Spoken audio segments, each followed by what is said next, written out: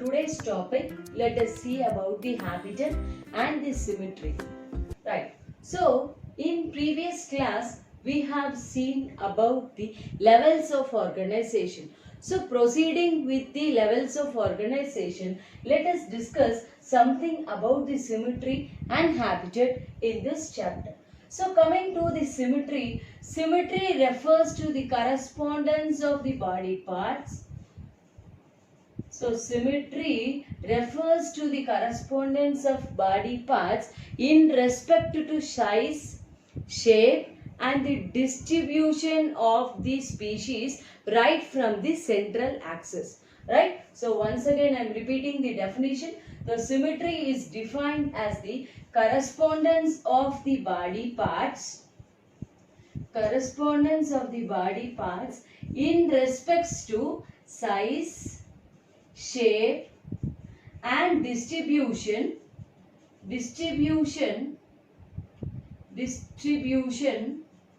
from the central axis, right? From the central axis. Okay.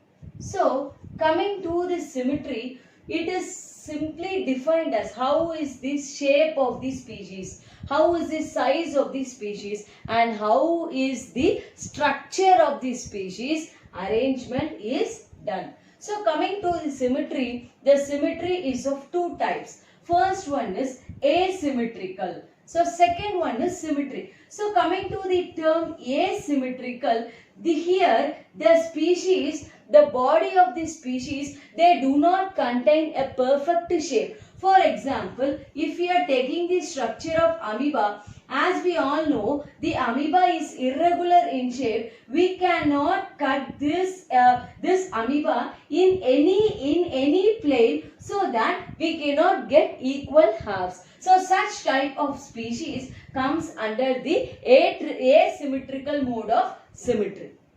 Right. So, coming to the symmetrical type of symmetry, in this type, what happens? The species can be able to produce some halves at any one plane. Right. So, such type, the species which can obtain two equal halves. So, such type is called coming under the symmetrical. Right. So, coming to the symmetrical, again we can categorize the symmetrical into three types. The first one is spherical symmetry. So, coming to the spherical symmetry, we can take the example of wallworks. So, wallworks is spherical in shape. At any angles, we are able to get equal halves passing through the central axis. Okay, so we are getting the equal parts passing through the central axis. Right. So, coming to the radial symmetry, here in case of spherical symmetry, whatever may be the angles, but passing through the central plane, we can get what? Equal halves. But in case of this radial symmetry, if we are taking the radial symmetry, tetramerous radial symmetry, here, if you are talking about this tetramerous radius symmetry, if you are taking the example of jellyfish,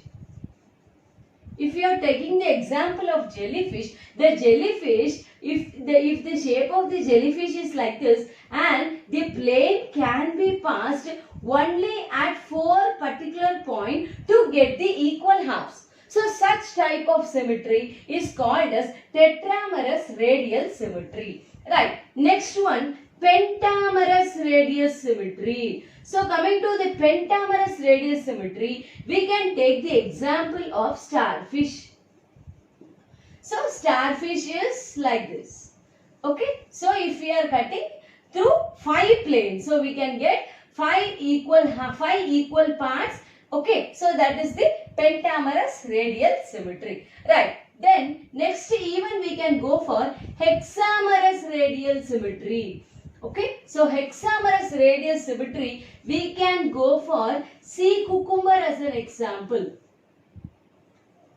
We can say sea cucumber as an example for hexamerous radial symmetry. So, in coming to the spherical mode of symmetry, if from the central axis, whatever may be the planes pass, we can get equal halves. So, for example of the spherical symmetry is wall-works, and also we can say the spherical type of symmetry also as universal symmetry.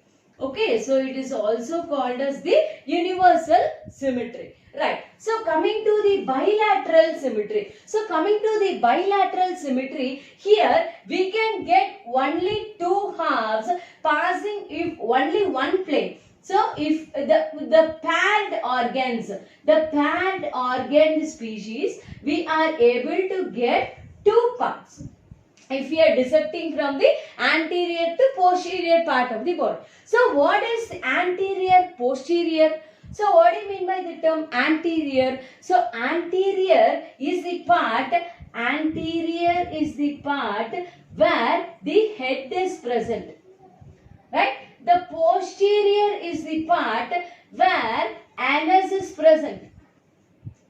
Right. So if anterior and posterior is defined like this, how would we define dorsal and ventral? Right. So the ventral part, okay, the ventral part we can say it as the belly, and the dorsal part we can say it as the vertebral column. Right? So the anterior part is the head, whereas the posterior part is the anus, whereas the ventral part is the belly, where the belly is present. They are the ventral part, and the dorsal part is that where the vertebral column is present. Right. So what about the lower species like dog, cat and all? So if you are talking about the lower species, so if you are talking about this some sort of lower species, okay, this part, the front part, the head part should be anterior, and the tail part should be posterior, and the part where the legs are present, it is called as the ventral part, and where the spine is present, that is the bones are present, this is the dorsal part. So I think you are all clear with the bilateral symmetry. So the species which can be equal, which can be able to get two different halves, passing only one plane can pass through one single axis. So probably the paired organs in the longitudinal axis, right? So a longitudinal axis passing from the anterior part to the posterior part. So anterior part is the head part, nose and mouth, hands and legs. Right. So the anterior part is the head, posterior part is the anus, ventral part is the belly part, and the dorsal part we are going to say it as the vertebral column. Right. So coming to the lower species like dogs, cats and lower animals, the dorsal part is the what is that? The anterior part is the head part, the posterior part is the tail part, the ventral part is the part where the legs are present, and the dorsal part is the part where the vertebral column is present. Right? So this is about the symmetry.